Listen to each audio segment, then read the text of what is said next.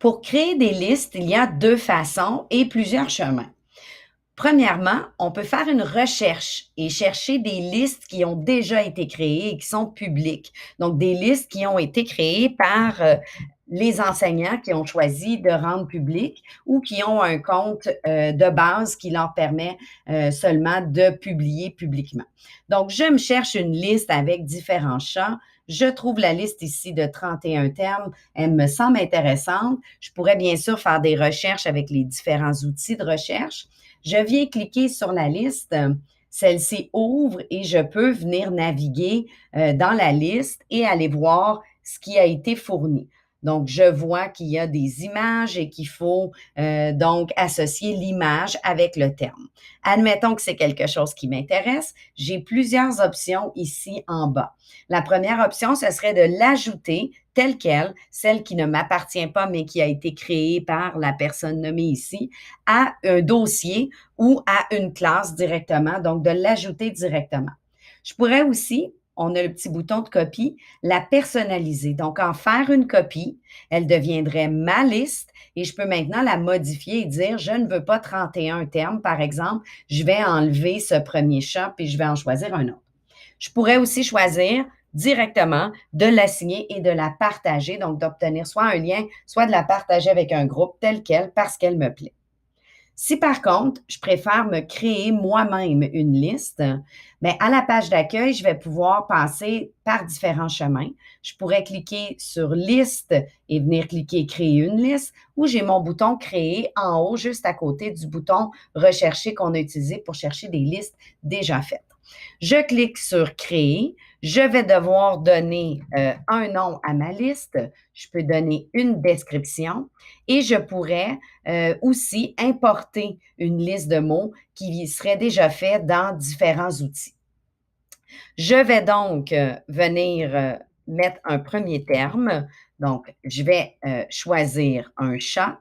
On me suggère même des termes et je vais venir ajouter soit une définition. Par défaut, quand il voit le mot, il va me donner une définition. Ce n'est pas toujours parfait.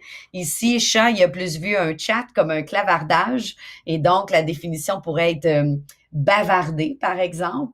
Mais parfois, les définitions vont être intéressantes et vous pourriez simplement cliquer sur la définition et venir l'ajouter. Si vous enseignez les langues secondes, vous allez devoir choisir la langue de chaque côté et de venir dire c'est un terme en anglais et de l'autre côté, je veux que le terme soit par exemple en français. Donc, je peux également venir ajouter une image à mon terme qui est dans ma liste.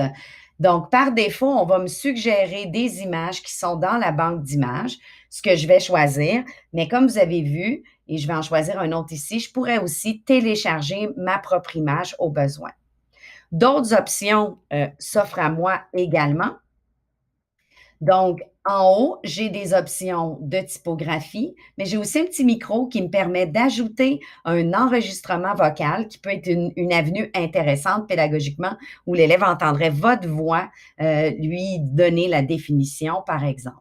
Donc, ici, je vais mettre une définition. On a pensé que je voulais faire une association entre le mot en français et en anglais. Mais si je voulais, ça pourrait être simplement une image. Ça pourrait être une définition beaucoup plus longue également. Et j'ai besoin d'un minimum de 2 cartes pour pouvoir démarrer ma liste. Donc, admettons que j'ai terminé. Je pourrais cliquer sur Créer. Sinon, je cliquerais sur Ajouter une carte et je peux en ajouter plusieurs. J'ai déjà fait des listes de plusieurs centaines de cartes. Donc, il n'y a pas de souci, vous pouvez en ajouter. Je clique sur Créer et ma liste est prête à être distribuée. J'ai des petites options ici qui me permettent de changer si je veux qu'elle soit visible pour tous et qu'elle soit seulement modifiable par moi. À vous de voir si c'est quelque chose qui est très privé ou si c'est quelque chose que vous voulez redonner à la communauté Quizlet. Un autre enseignant pourrait trouver votre liste tout à fait intéressante à envoyer telle quelle à ses étudiants. Vous pourriez aussi vous échanger vos noms d'usagers entre collègues et utiliser chacun les listes. Vous pourriez autoriser également de modifier ou pas les listes. À vous de voir ce qui est intéressant à faire.